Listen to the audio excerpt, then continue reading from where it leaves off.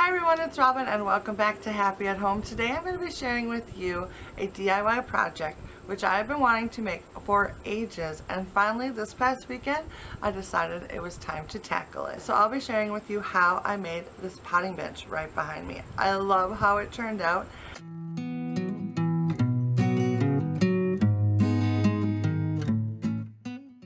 Construction of this was super easy to do with just a few basic power tools, and the materials I used were all things I either had on hand or I recycled.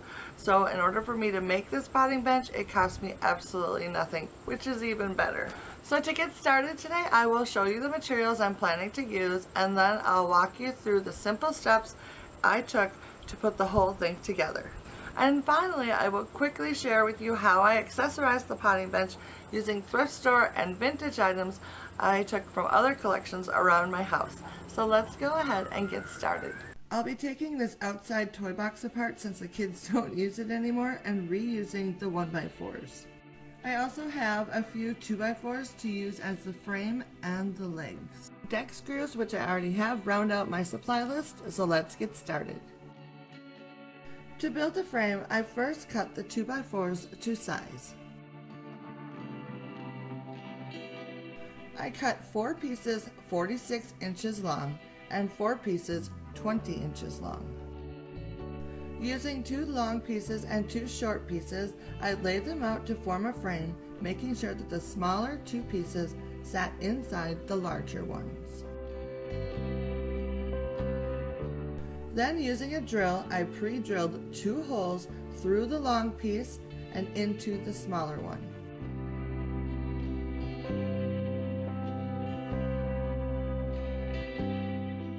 I then installed a 3-inch deck screw to attach the 2 together.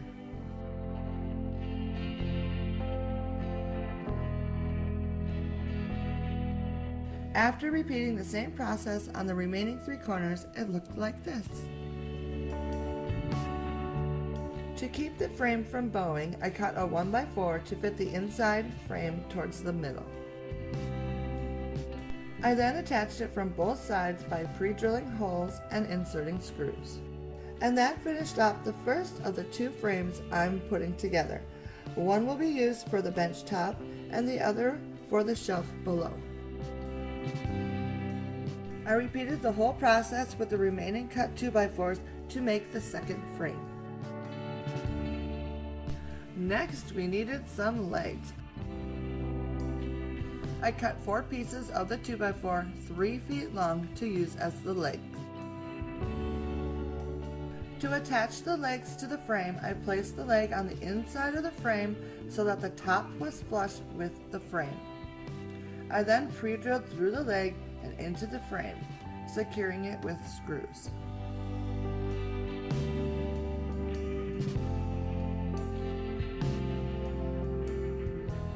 For added sturdiness, I also drilled and installed screws from the outside of the short side of the frame and into the leg.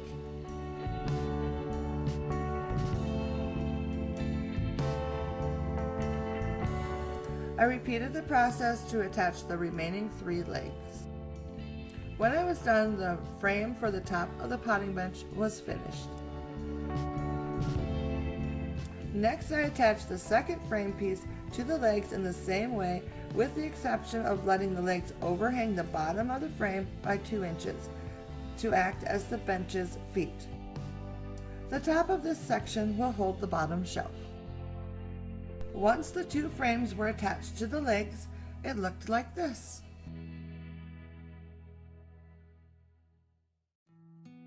Moving on to the top of the bench, I centered 7 1x4s, each 4 feet long, across the top of the bench, allowing the front 1x4 to overhang the front edge by 2 inches.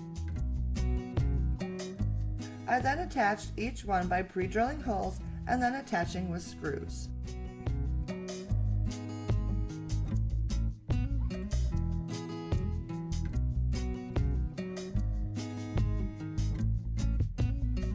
Each of the 1x4s was attached to the frame at both ends and in the middle.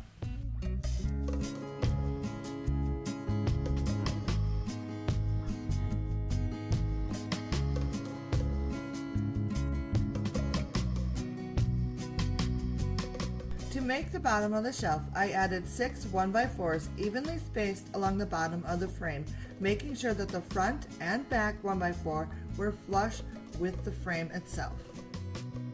As you can see here, I didn't have enough 1x4s that were long enough, so I used shorter sections, centering them in the middle and allowing them to overhang off both ends.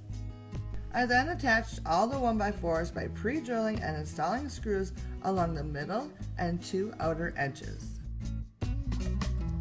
To trim the overhanging 1x4s, I drew a guideline with a pencil, and then using my circular saw, I trimmed them to size. Once both sides were trimmed down, the bottom 1x4 measured 4 feet across the bottom of the bench.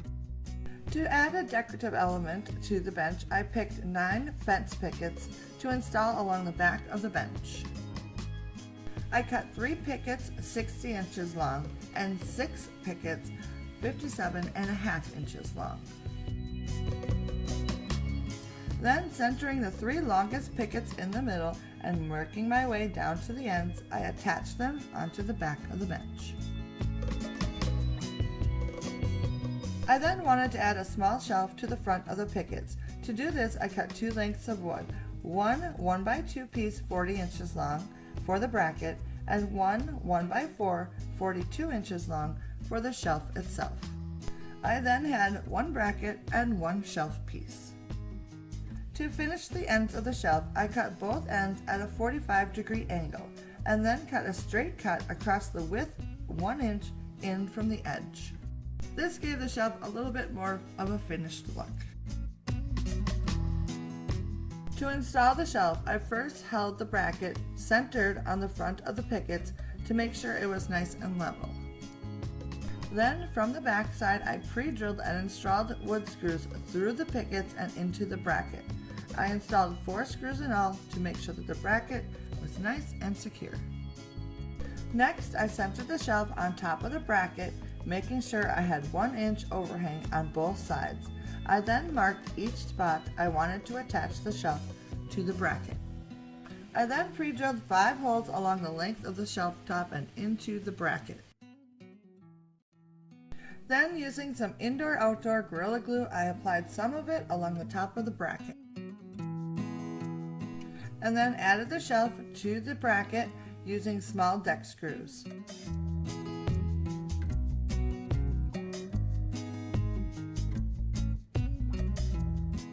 When I was finished, the shelf looked like this. A small finishing touch to the bottom of the shelf was to cut a small 1x4 with my jigsaw to fit around the leg of the bench. I pre-drilled holes and added screws. And this made the shelf look so much better. Now with the potting bench built, it was time to prep for staining. Using my sander, I smoothed all the edges and surfaces.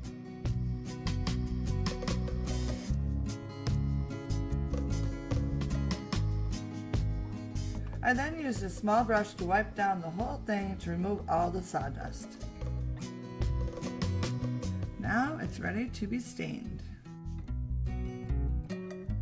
The stain I'm using is one that I've had for a long time by Pittsburgh Paints. It's their solid color deck, fence, and siding stain.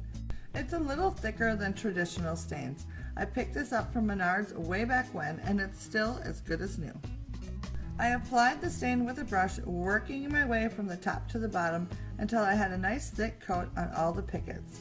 After 2 coats of stain, the potting bench was finished. Well, almost, that is. It definitely needs to be decorated. I placed the bench right outside my back door so it's nice and handy. Starting with the bottom of the shelf, I hung this metal cage planter from the back of the bench. I'll be using it to store larger garden tools like my garden shears and long-handled pruners. Then I placed this fabulously chippy red toolbox on the left side. It holds all of my small garden tools so that I can stay organized.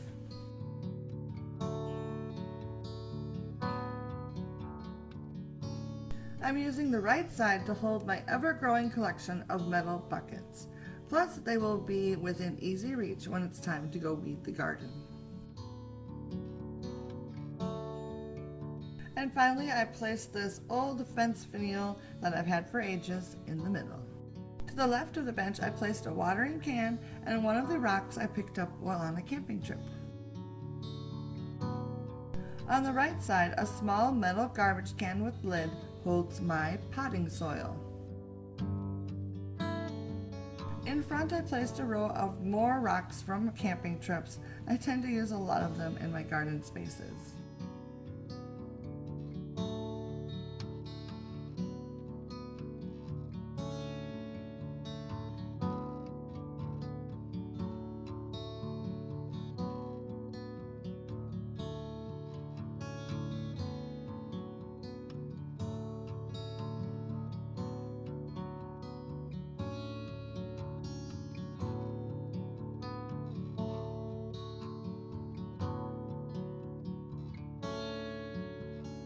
Moving to the small shelf, I started by placing 2 glass jars in the middle, and then added a stack of small peat pots on either side. To finish off the look, I added 2 of my large vintage garden tools from my collection to the shelf, one on each side.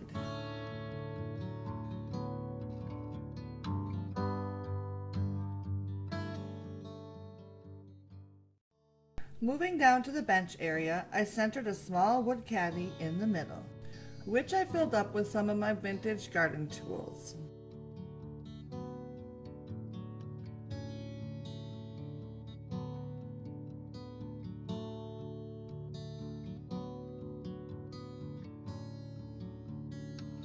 Above that, I hung a framed bird illustration from a vintage book.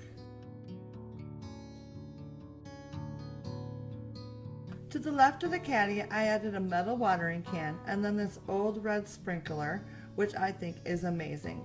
I recently found it while thrifting. To finish off the look, I added 2 metal lanterns. I think lanterns are so much fun and I like to add them just about everywhere I can.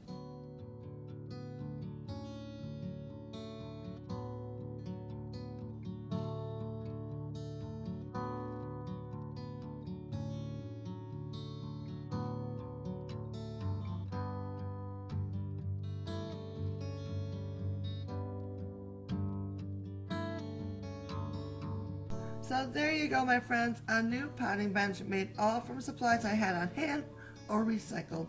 I couldn't be more happy with how it turned out.